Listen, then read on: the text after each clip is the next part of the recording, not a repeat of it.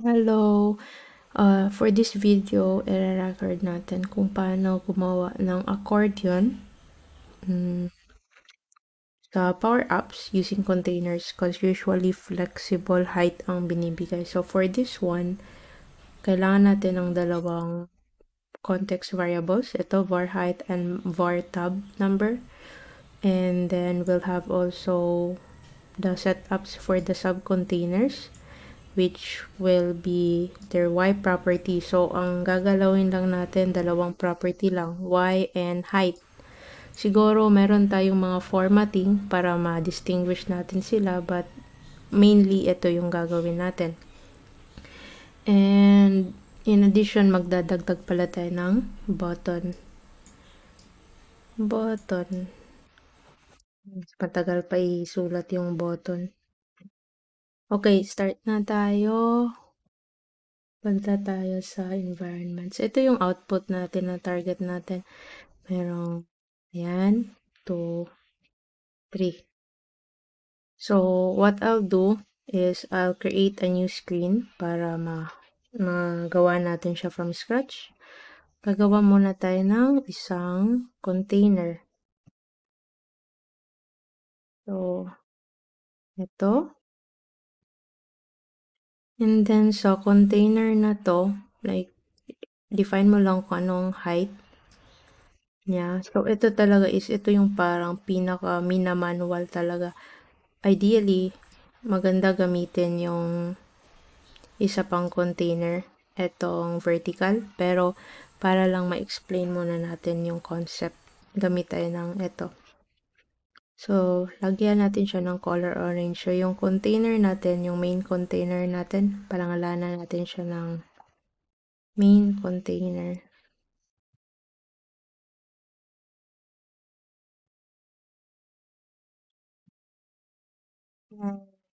Yep. Add tayo ng isang container muna, sub-container. So, ito na yung sub-container natin. Isa pa rin siyang container. So, pangalanan natin siya ng sub-container. So, make sure napasok siya sa main container, ha. Sub-container and 1. Then, meron na tayong ganito. Then, maya na tayong mag-a-add ng iba pang container. Kasi gagawin muna natin yung settings. Balik tayo muna sa variable setup. So, maraming ways mag-setup ng variable. One way is you can put it in here sa onVisible ng screen 2. Another is like ito lang. Malali lang, button na lang muna. Sa button na to, magsiset tayo ng dalawang variable. Var height. Pero usually, gamit tayo ng context variable. Kasi since hindi naman natin intention na gamitin tong variable na to sa ibang screen, stay lang sila dito sa screen na to with this one. So, may mga naming convention, you can use ganyan. Pero, ito na lang para madali lang sa tutorial natin. Var tab number. So, var tab number is 0. So, ayan na. Meron na tayong var height. Meron din tayong var type number. Pag i-declare ko to so far, pag hindi pa natin pinress yung button, wala tayong context variable. Naka-declare na pala. Pero blank. Gamitin natin to. So, pag na-declare na natin to, yung var height is 45. Yung var tab is 0. So, yan. Then, lalagyan lang natin ito ng button. Simple button. Following yung example, pwede tayong maglagay ng isang parang header container. So, if you check sa structure, sa loob ng subcontainer natin, gawa tayo ng header container para malagay natin lahat ng mga properties dito.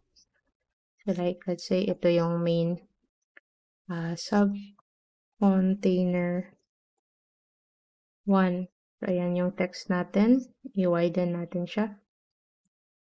And then, ibahin natin yung kulay niya na header. Ayan. Paputiin natin. So, usually, pag yung sa function natin ng pagmamodify ng height is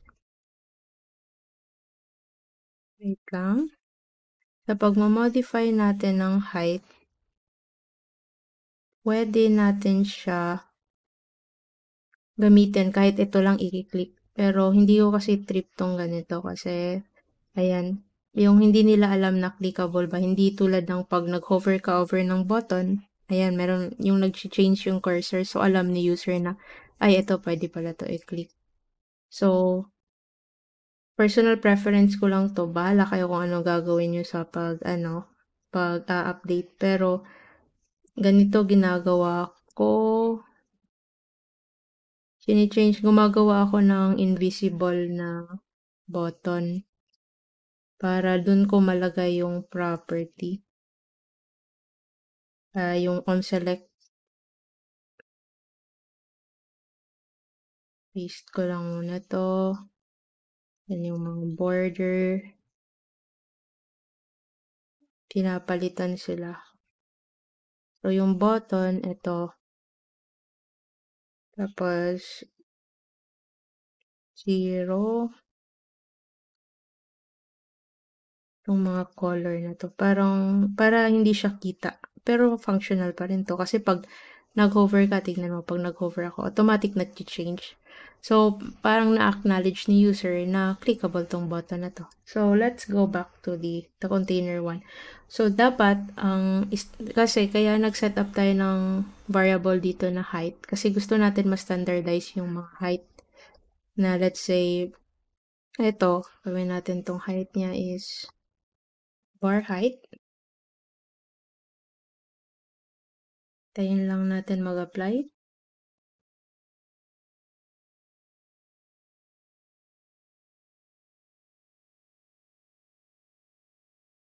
So, ayun, nag-reload muna ako sandali. Then, ayun, meron na tayong height. Standard na siya.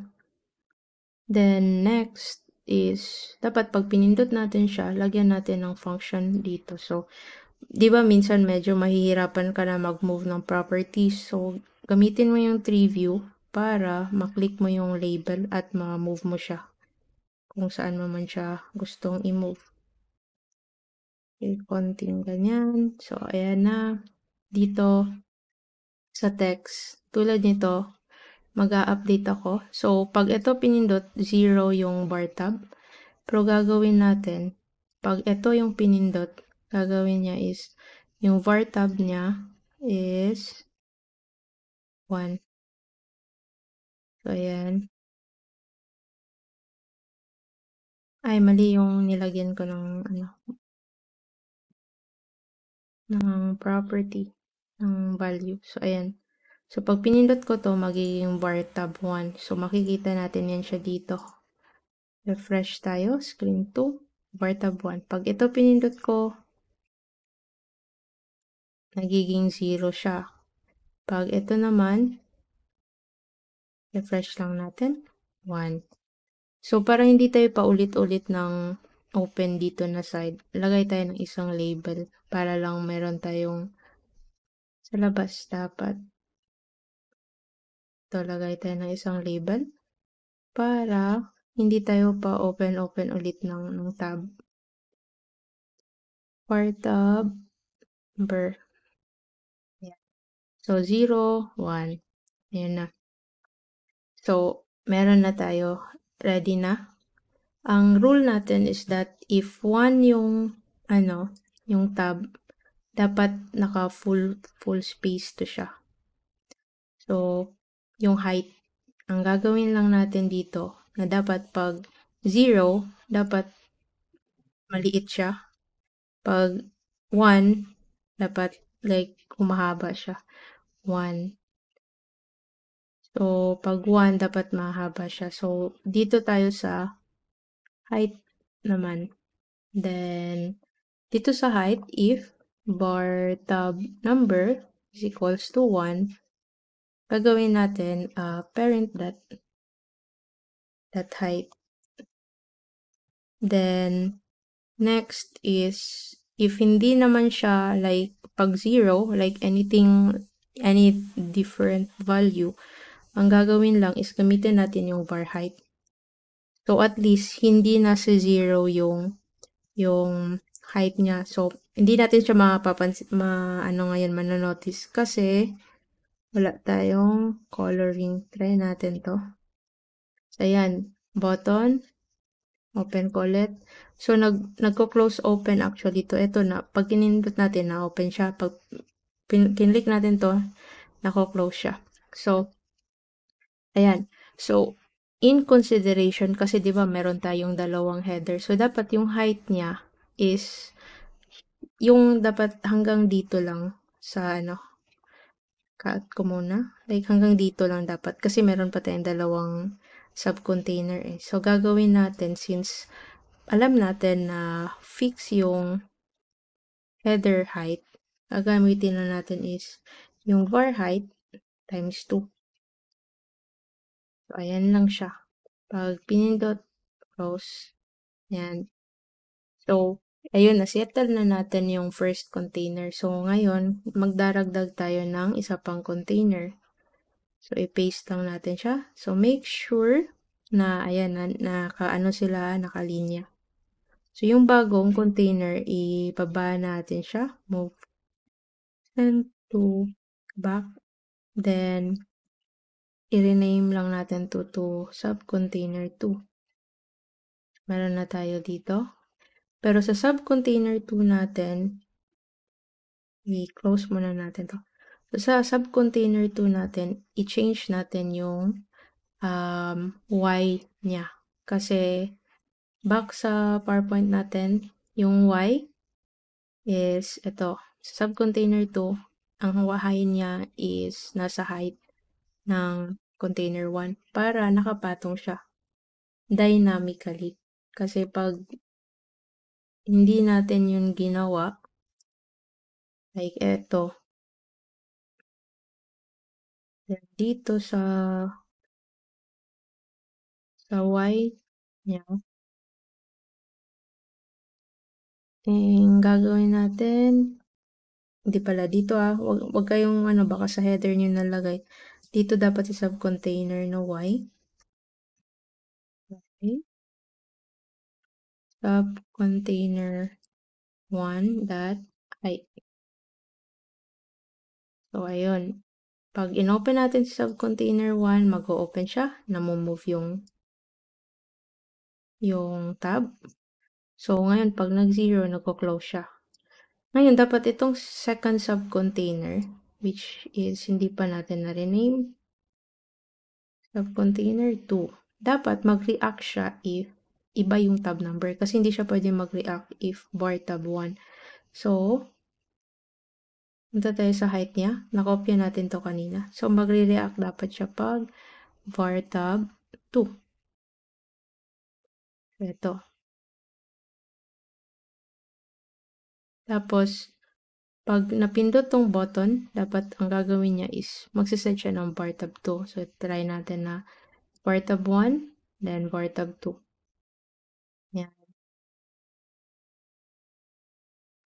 So, lagyan nyo lang to ng mga contents kahit anong mga information na malalagay nyo.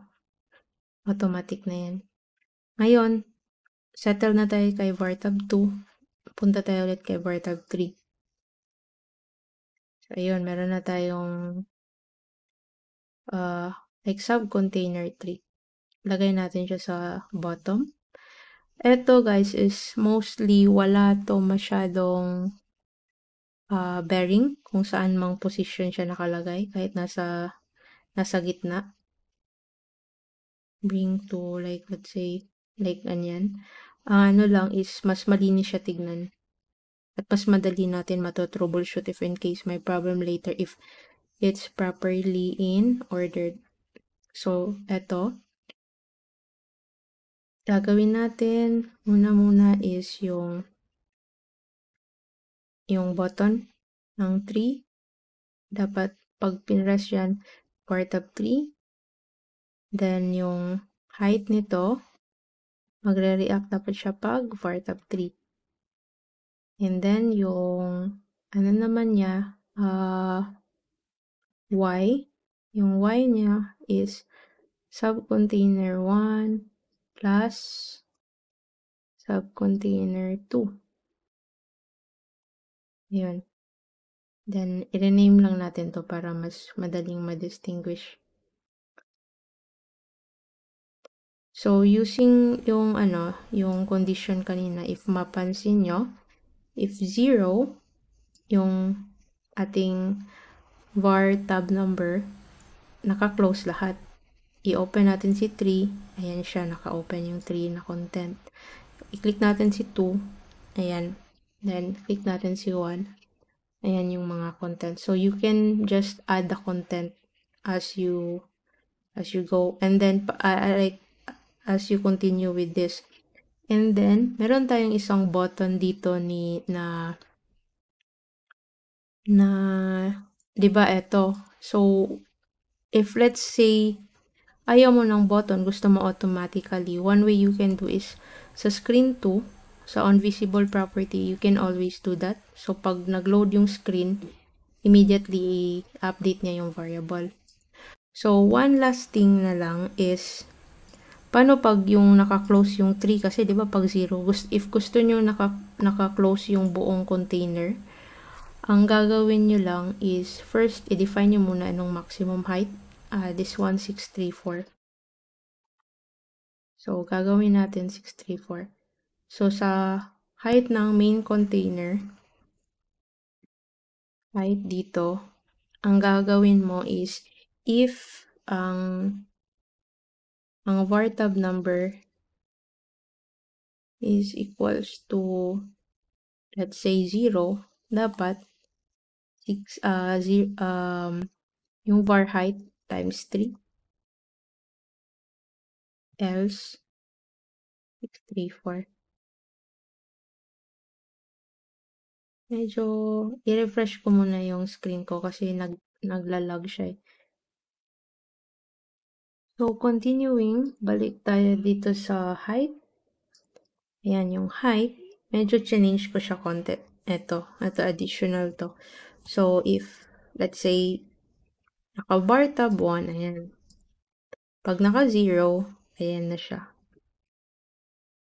And then, para gusto mo na pag pinindot to, second time magzi-0 siya, pwede ka magdagdag ng condition sa button na to, na if var tab number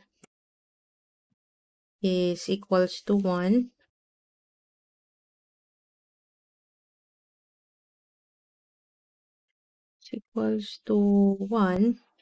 dapat mag-0 siya or else 1.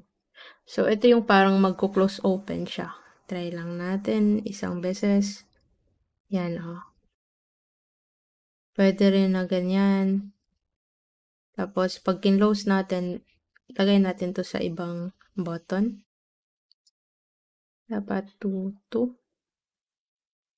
And then, eto, number 3, 3, 3. So, pag na-click niya twice, para mag-open, close, open, close, open. Ayan. Ito yung lang mahirap sa kasi pag lesser code kasi if gamit nyo is yung flexible na add-in. Pero if hindi needed, pwede nyo ring if hindi naman needed yung like kailangan nyo ng ganitong setup. So, ito yung ma-advise ko. Then, pwede nyo rin lagyan ng icons. Last na to. Tapos, i-end ko na yung video. Parang yung mag-open. For example, parang ganito. Dagdag tayo ng icon. Meron tayong isang icon dito. Naka-color natin siya ng white. Ayan lang. And ang pangalan ng icon na to is expand. I-ano natin siya konti. So, dapat pag hover natin, yung button pa rin yung napipindot. So, kung itong icon, test natin. Yung icon niya, gawa natin ng view.